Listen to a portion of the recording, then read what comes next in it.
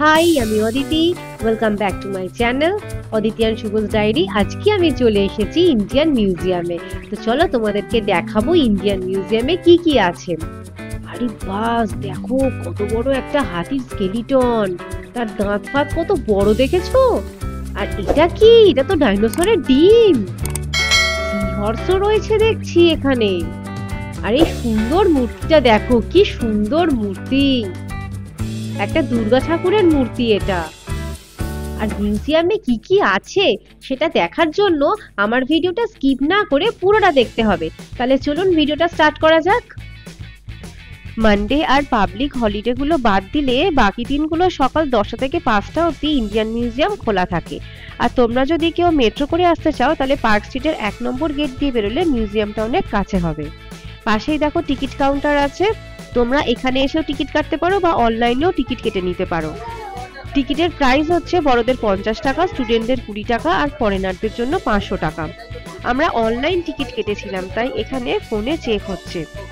Ultimately আমরা মিউজিয়ামে ঢুকে পড়লাম।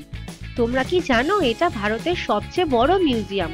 ব্রিটিশদের রাজত্বকালে 1814 সালে এশিয়াটিক সোসাইটি অফ বেঙ্গল কলকাতায় এই মিউজিয়ামটি প্রতিষ্ঠা করেন। 2024 সাল পর্যন্ত এই মিউজিয়ামে ইন্ডিয়া আর ইন্ডিয়ার বাইরে বিভিন্ন দেশের বিভিন্ন সময় সংগৃহীতের সংখ্যা টোটাল 1,22,650টি। প্রথমেই আমরা গান্ধার গ্যালারিতে ঢুকে পড়লাম। এখানে বহু প্রাচীন বুদ্ধা মূর্তি রয়েছে যেগুলো বিভিন্ন সময়ে সংগ্রহ করা হয়েছিল। এবার আমরা গেলাম কয়েন গ্যালারিতে। এখানে অত্যন্ত প্রাচীন কিছু মুদ্রা সংগ্রহ করা আছে। বেশ কিছু মুঘল আমলেরও কয়েন দেখতে পাচ্ছি। এখানে ভারতের বিভিন্ন জায়গার বিভিন্ন সময়ের মুদ্রা রাখা আছে।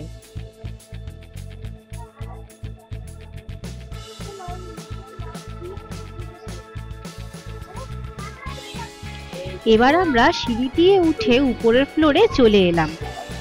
এই মূর্তিটার ঠিক পিছনে আর্ট গ্যালারি। আমার ছেলে মমি দেখবে বলে আগে সেখানে যেতে হলো।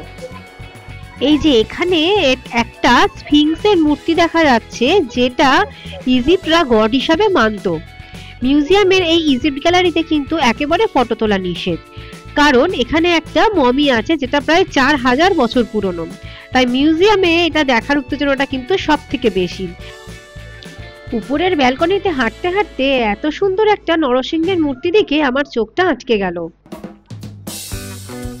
এরপরে আমরা গেলাম ইনভার্টিব্রেটস এর গ্যালারিতে, যেখানে মোলাস্কা, আর্থ্রোপোডা, অ্যানিলিডা গ্রুপের অমেরুদণ্ডী প্রাণীদের সব ক্যারেক্টারিস্টিক, লাইফ সাইকেল এগুলো মডেল হিসাবে সাজিয়ে সুন্দর করে বোঝানো আছে।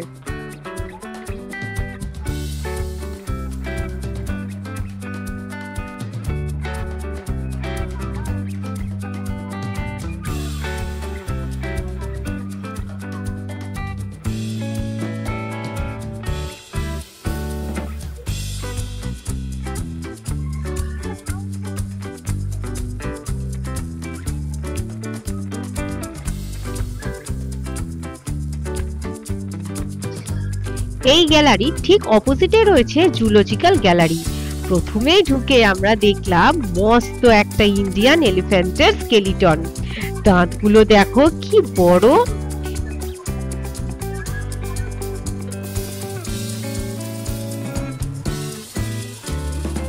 এবার দেখো একটা জিরাফের স্কেলিটন।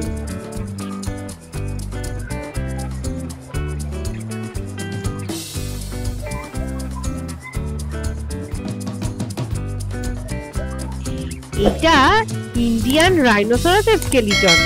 দেখো এর মাথার খুলির গঠনটা দেখো, পুরো ডাইনোসরের মতন না? উপরে ঝোলানো আছে একটা তিমি মাছের স্কেলিটন। এটা কত বড় দেখো তোমরা, ভাবা যায় এত বড় একটা তিমি মাছ হয়? এইদিকে দেখো লেজটা শেষ হয়েছে এইখানে গিয়ে। বিবর্তনের সময় হিউম্যান বডি স্ট্রাকচারে যেরকম চেঞ্জেস হয়েছিল, সেরকমই তাদের স্কেলিটনেও চেঞ্জেস এসেছিল। এখানে সেইগুলোই দেখানো হয়েছে কিরম ভাবে পরপর পরপর চেঞ্জগুলো হয়েছে। বিভিন্ন জায়গার বিভিন্ন টাইপের গরিলার মডেল এখানে রাখা আছে। এখানে আরো বেশ কিছু পশুর মডেলও রাখা আছে।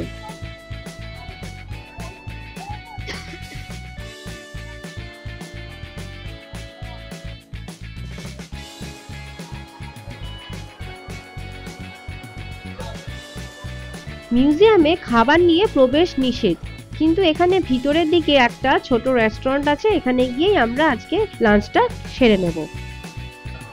খাওয়া সেরে আমরা আবার ওপরের ফ্লোরে চলে এলাম জুলজিক্যাল ইকোসিস্টেম গ্যালারিতে। এখানে বিভিন্ন জায়গার ইকোসিস্টেমটা দেখানো আছে। এটা ম্যানগ্রোভ ফরেস্টের ইকোসিস্টেম।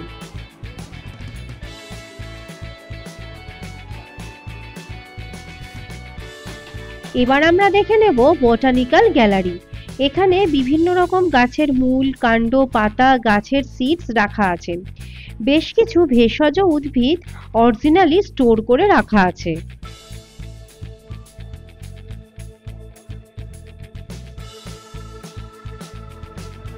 এবার আমরা দেখব ইনভার্টিব্রেট মানে অমেরুদণ্ডী প্রাণীর ফসিলের গ্যালারি। এখানে ভারতের বিভিন্ন জায়গা থেকে পাওয়া বিভিন্ন রকম ফসিল সংগ্রহ করা আছে, যেগুলো প্রায় লক্ষ কোটি বছর পুরনো। এখানে সব থেকে ইন্টারেস্টিং ফসিল হলো ডাইনোসরের ডিমের ফসিল, যেটা পাওয়া গেছিল আমাদেরই দেশের গুজরাট থেকে প্রায় 70 মিলিয়ন বছর আগে।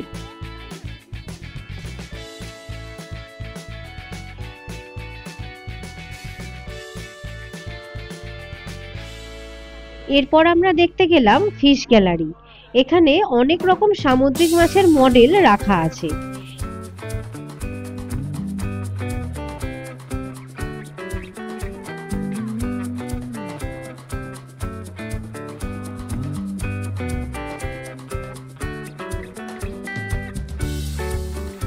এই কাঁচের জারে যে মাছগুলো আছে এগুলো অরিজিনাল মাছ, কিন্তু মৃত। এদেরকে কেমিক্যালের সাহায্যে স্টোর করে রাখা আছে।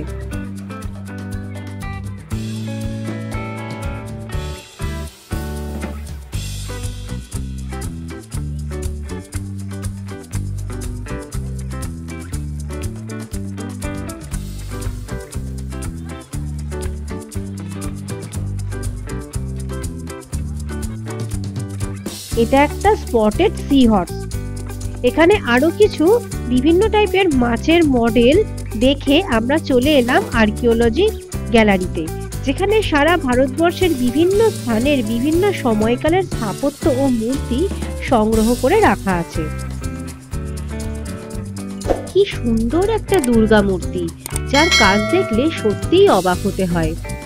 এই গ্যালারির পুরো জায়গাটা জুড়ে এত সুন্দর সুন্দর বিভিন্ন দেবদেবীর মূর্তি আছে, যেগুলো আজ থেকে প্রায় লক্ষ বছর পুরনো। আর সেই সময় এইসব গ্রানাইটের মতন শক্ত পাথর কেটে এত সূক্ষ্ম সূক্ষ্ম কাজের মূর্তি বানানো যথেষ্টই কঠিন ছিল। সত্যি আমাদের ভারতের পুরনো শিল্পকলা দেখলে মুগ্ধ হতে হয়। এটা একটা কার্তিক ঠাকুরের মূর্তি, কি সূক্ষ্ম কাজ করা দেখুন। এটা তো অনেক বছরের পুরনো এবং কিছুটা ভাঙাও। এটা যখন বানানো হয়েছিল তখন তাহলে এটা কত সুন্দর ছিল। মিউজিয়ামে এত কিছু দেখার আর জানার জিনিস আছে যে একদিনে দেখে শেষ করা যায় না, তাই আমরাও শেষ করে উঠতে পারলাম না। এর জন্য আমাদের আর একদিন আসতে হবে। আমাদের প্রায় ঘোরা কমপ্লিট। আমরা 1টার দিকে ঢুকেছিলাম মিউজিয়ামে, এখন প্রায় 5টা 25 বাজে। তো মোটামুটি অনেকগুলো জায়গায় কভার করেছি। তো দেখি আমার ছেলের কোন কোন জায়গাগুলো ভালো লেগেছে। ওই কি কি ভালো লেগেছে? ভালো লেগেছে অ্যানিমেল হাউস। আর অ্যানিমেল হাউস, অ্যানিমেলের কি? অ্যানিমেলের ফসিল। আর স্কেলিটন। হ্যাঁ আর মমি। হ্যাঁ আর ডাইনোসরের ডিমের স্কেলিটন। না, ওটা স্কেলিটন না, ওটা ফসিল। হ্যাঁ, ওটা ফসিল ছিল তো। আর তাই এগুলো ভালো লেগেছে? তাহলে আবার আসবি? হ্যাঁ ঠিক আছে, চলো তাহলে টাটা। দেখা হচ্ছে আপনাদের সঙ্গে পরের ভিডিওতে।